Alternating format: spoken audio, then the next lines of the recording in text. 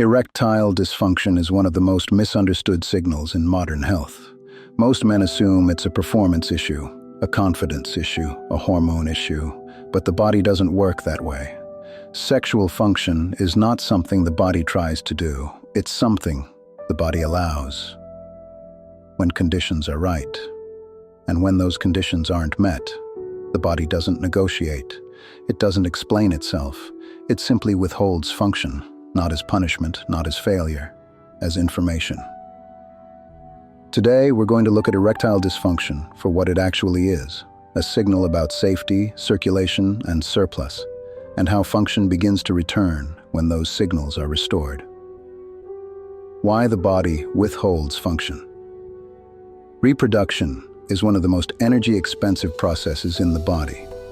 From a biological standpoint, it only happens when three conditions are present: adequate blood flow, a regulated nervous system, a perception of surplus, not scarcity.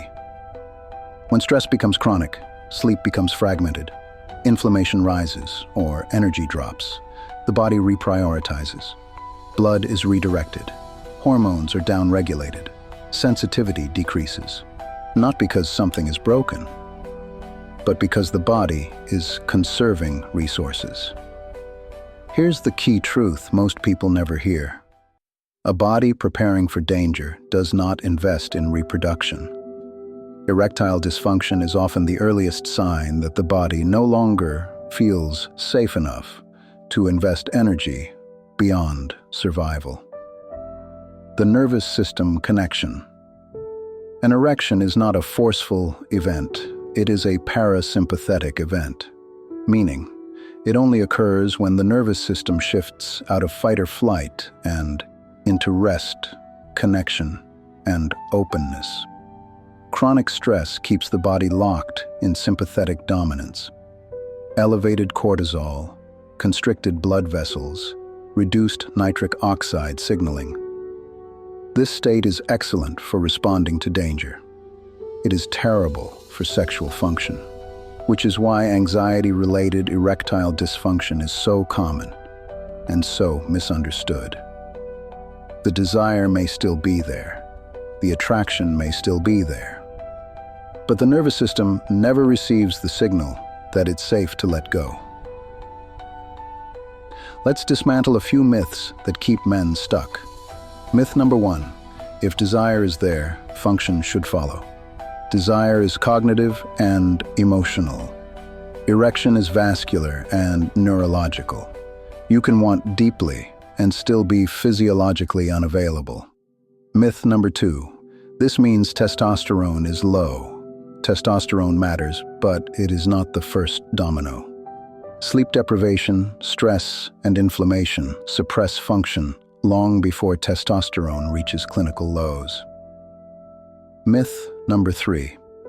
This is just performance anxiety. Anxiety is not the cause. Anxiety is the context. The cause is that the nervous system never exits survival mode. Myth number 4. I need to force confidence. Confidence does not override physiology. The body does not respond to pep talks. It responds to signals. When the signals change, confidence follows. Not the other way around. Blood flow is the real limiting factor. Erectile dysfunction is often framed psychologically, but physiologically it is primarily a circulatory issue. Healthy sexual function depends on elastic blood vessels, responsive endothelial lining, efficient nitric oxide signaling. When circulation is impaired, even mildly, erectile function is one of the first systems affected. That's why erectile dysfunction often precedes cardiovascular issues by years. This is not meant to create fear. It's meant to create agency. Because circulation is trainable, blood flow is adaptable, endothelial health can improve. I want to ground this with an example. A man in his late 30s, physically active, no diagnosed disease, normal labs, but chronic stress, poor sleep, always on. Sexual desire was present, but function was inconsistent. What changed wasn't a supplement, it wasn't a pill, it wasn't positive thinking. What changed was structure. Morning sunlight, walking daily, not intense training. Earlier sleep reduced stimulation at night, intentional recovery within weeks, function returned. Because safety was restored, the body didn't need persuasion, it needed consistency on energy, hormones, and surplus. The body must perceive surplus before it allows reproduction. Surplus comes from predictable sleep, stable blood sugar, adequate nutrition, physical exertion, followed by recovery. When dopamine is constantly spiked through screens, novelty, overstimulation, sensitivity declines, not as punishment, as adaptation. A depleted system does not express vitality. This is why discipline applied correctly restores function. Not discipline as control, but discipline as signal. This is restoration, not hacks. 1. Restore blood flow. Daily walking, 20 to 40 minutes. Resistance training, 3 to 4 times per week. Nasal breathing during rest. Blood flow is the body's way of saying yes. 2. Rebalance the nervous system. Longer exhales, consistent sleep-wake times. Brief, intentional cold exposure. Safety is not mental, it is physiological. 3.